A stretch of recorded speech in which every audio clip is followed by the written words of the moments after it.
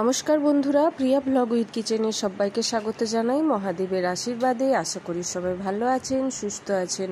আগামী 19শে মে রবিবার শ্রী মোহিনী একাদশী। বন্ধুরা, সারা বছর জুড়ে 24টি একাদশীর মধ্যে এই মোহিনী একাদশীটিও ভগবান বিষ্ণুর প্রিয় একটি একাদশী। এই একাদশী যেহেতু রবিবার পড়েছে, এই একাদশীটি অনেক তিথি যোগ হয়েছে।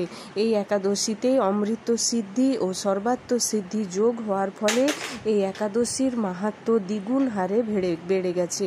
বন্ধুরা, এই একাদশীর দিন আপনারা যদি তুলসী তলায় এই জিনিসটি বেঁধে দেন বা এই জিনিসটি পুঁতে দেন, আপনাদের কিন্তু ধন সম্পদের কোনো দিন অভাব হবে না।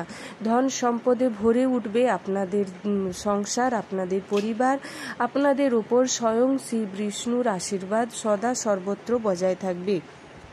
বন্ধুরা, এই দিনটিতে অর্থাৎ এই একাদশীতে শুক্র ও সূর্য বৃষভ রাশিতে থাকার ফলে নানান ধরনের অনেক গুরুত্বপূর্ণ যোগ সৃষ্টি হয়েছে এবং শুক্রাদিত্য ও রাজশাহী যোগের ফলেও মঙ্গলকারী প্রভাব পড়ছে প্রতিটি সদস্যদের প্রতি, যারা এই একাদশীর ব্রত বা উপবাস বা পুজো বা কিছু নিয়ম পালন করে থাকে। বন্ধুরা, এই একাদশীর যে মঙ্গলকারী উপায় সারা পৃথিবী জুড়ে পড়বে, তার ফলে আপনারা বা আমরা নিজেরাও এই সমস্ত ছোট্ট ছোট্ট উপায় করে এর ফলাফল লাভ করতে পারি। বন্ধুরা, রবিবার দিন এই যেহেতু এই একাদশী তিথি পড়েছে, সেই হেতু রবির কারণে 3টি ভালো যোগের সৃষ্টি হয়েছে। মা ধনলক্ষ্মীর যোগ, অমৃত সিদ্ধির যোগ এবং গজকেশ্বরী যোগ। এই 3টি যোগের ফলে কিন্তু এই দিনটি অত্যন্ত গুরুত্বপূর্ণ একটি একাদশী হিসেবে বিবেচিত করা হয়। বন্ধুরা, এই যোগ বহু বছর পর সৃষ্টি হয়েছে বলে ধারণা।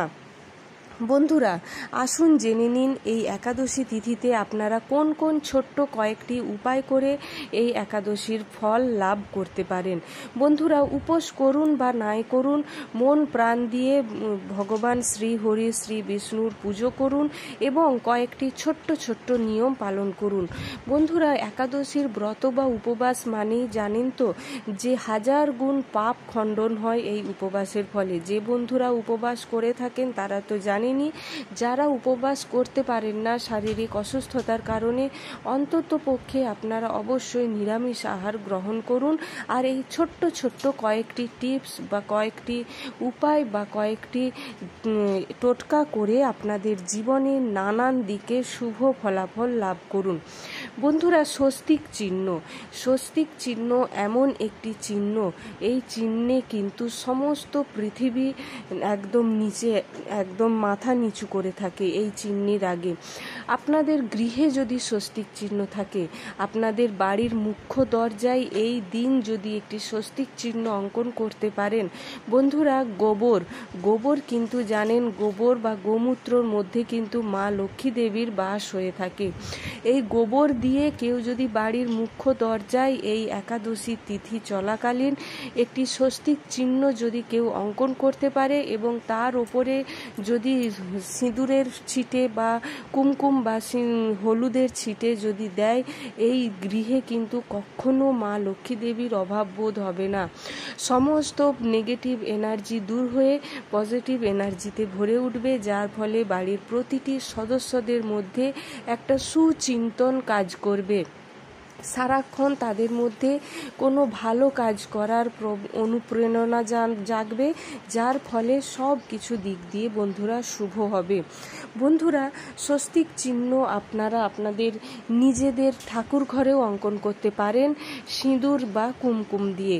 যারা ভাবছেন যে গোবর কোথায় পাবো, তারা অবশ্যই সিঁদুর বা হলুদ দিয়ে আপনারা মুখ্য দরজায় বা ঠাকুর ঘরে স্বস্তিক চিহ্ন অঙ্কন করতে পারেন।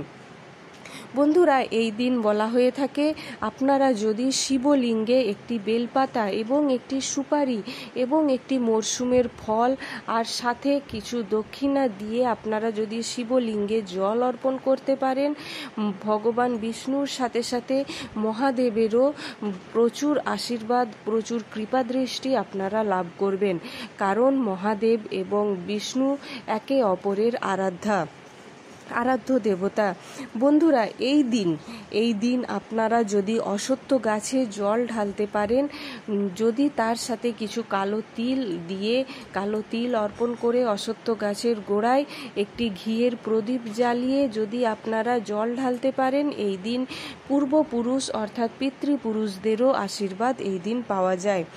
বন্ধুরা, এই দিন যদি কেউ কারোর ধরুন খুব টাকা পয়সা নিয়ে চিন্তা ভাবনা, কারোর প্রচুর টাকার দরকার, তারা কি করবেন, তারা একটি কাজ করুন, তারা 11টি মাটির প্রদীপ কিনুন, 11টি মাটির প্রদীপে ঘিয়ের প্রদীপ জ্বালান, ঘি দিয়ে পুরো ভরে নিন। তার সাথে বন্ধুরা এই 11টি প্রদীপ আপনারা রেখে আসুন, কোনো মন্দিরে গিয়ে জ্বালান। যদি কাছাকাছি আপনাদের বন্ধুরা কোনো মন্দির না থাকে, আপনারা আপনাদের তুলসী তলায় এই 11টি প্রদীপ জ্বালাতে পারেন, বা আপনারা 11টি প্রদীপ বাড়ির এদিক সেদিক ওদিক করে দিতে পারেন। অর্থাৎ বন্ধুরা, আপনারা বাড়ির চৌখাটে দিন, মুখ্য দরজায় দিন, তুলসী তলায় দিন, বা আপনারা যদি মাটির কলসি থাকে মাটির ঘড়ায় জল খান, ওই জলের কাছে দিন, বা আপনারা কোনো ঠাকুরের স্থানে দিন, ঈশান কোণে দিন। প্রতিটি জায়গায় 11টি প্রদীপ দিন। না হলে যদি মনে হয় যে শুধু তুলসী তলাতেই দেব পরপর 11টি প্রদীপ সাজিয়ে, তা হলেও দিতে পারেন। তবে মনে রাখবেন বন্ধুরা, প্রদীপ কখনো মাটিতে একদম ডাইরেক্ট বসিয়ে দেবেন না, অবশ্যই কিছু ফুলের পাপড়ি সহযোগে বসাবেন। তার সাথে অখণ্ড কিছু শস্য, আতপ চাল বা গম বা যব দিতে ভুলবেন না। বন্ধুরা, এই দিন বলা হয়ে থাকে শ্রী হরি বিষ্ণুকে পীতাম্বর বা হলুদ রঙের বস্ত্র যদি আপনারা পরাতে পারেন, বা কোনো মন্দিরে হলুদ বা পীতাম্বর রঙের বস্ত্র দান করতে পারেন, আপনাদের কখনো অন্ন বস্ত্রের অভাব হবে না। সাথে আপনারা কিছু মিষ্টি ফল দিয়ে পুজো দিন, কখনো আপনাদের কোনো দিন অন্ন বস্ত্রের অভাব হবে না। বাড়িতে যদি বন্ধুরা কারোর লাড্ডু গোপাল বা নারায়ণের বিগ্রহ থেকে থাকে, অবশ্যই এই দিন পুজো করুন। এই দিন একাদশীর দিন বলা হয়ে থাকে, যদি নিজে হাতে করে লক্ষ্মী নারায়ণের প্রতিষ্ঠা যদি কেউ করে থাকে বা অভিষেক করে থাকে, সেই গৃহে কখনোই বন্ধুরা মা লক্ষ্মী দেবীর অভাব হয় না। এছাড়াও বন্ধুরা তুলসী গাছে এই জিনিসটি আপনারা বেঁধে দিন বা পুঁতে দিন। বন্ধুরা, যাদের খুব টাকা পয়সা সংসারের ক্ষেত্রে টানাটানি হয়ে থাকে, তারা এই কাজটি করতে পারেন। কি করবেন বন্ধুরা, একটি লাল কাপড় নেবেন, নতুন ছোট্ট লাল শালু নেবেন। লাল শালু নিয়ে আপনাদের কাছাকাছি কোনো শ্রী রাধার যদি মন্দির থেকে থাকে, শ্রী রাধার বা শ্রীকৃষ্ণের মন্দিরে গিয়ে শ্রী রাধার চরণে ছুঁয়ে নিয়ে বাড়ি আসুন। তারপর ওই কাপড়ে আপনারা কিছু 16 আনা বা কিছু আতপ চাল নিয়ে বেঁধে আপনারা আপনাদের ব্যবসার ক্ষেত্রে রেখে দিন। বন্ধুরা, দেখবেন আপনাদের ব্যবসায় উন্নতি হবে। এরপর আসি তুলসী গাছের কাছে। বন্ধুরা, তুলসী গাছ এমন একটি গাছ, এই গাছ যদি বাড়িতে থাকে, এই গাছ যেমনভাবে বাড়বে, যেমনভাবে গাছটি থাকবে, আপনাদের সংসার বা পরিবারের পরিস্থিতিও ঠিক তেমনভাবেই থাকবে। অর্থাৎ গাছ যখন সবুজ হয়ে মঞ্জুরিতে ভরে উঠবে, আপনাদের সংসার তখন চির সবুজ হয়ে ভরে উঠবে। অর্থাৎ আপনাদের সংসারে তখন সুখ শান্তি সমৃদ্ধিতে ভরে উঠবে। যখনই দেখবেন গাছ একটু শুকিয়ে আসছে, তখন দেখবেন আপনাদের সংসারে কিছু দুর্ঘটনা বা কিছু অন্য অনুপ্রেরণা বা যে কোনো ধরনের কালো জাদু বা নেগেটিভ এনার্জি আপনাদের সংসারে প্রবেশ করছে। এক্ষেত্রে তুলসী গাছের দিকে আপনাদের নজর দিতে হবে।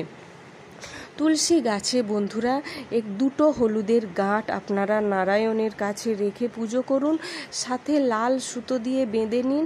বেঁধে ওই জিনিসটি আপনারা তুলসী গাছের গোড়ায় বেঁধে দিন, বা তুলসী গাছের মাটির ওখানে রেখে পুঁতে দিন বা রেখে দিন। এরপর আপনারা তুলসী দেবীকে পুজো করুন। তুলসী গাছে এই দিন যদি একটি লাল কাপড় দিয়ে বেঁধে পুজো করতে পারেন, তুলসী দেবীর আশীর্বাদ আপনাদের ওপর থাকবে।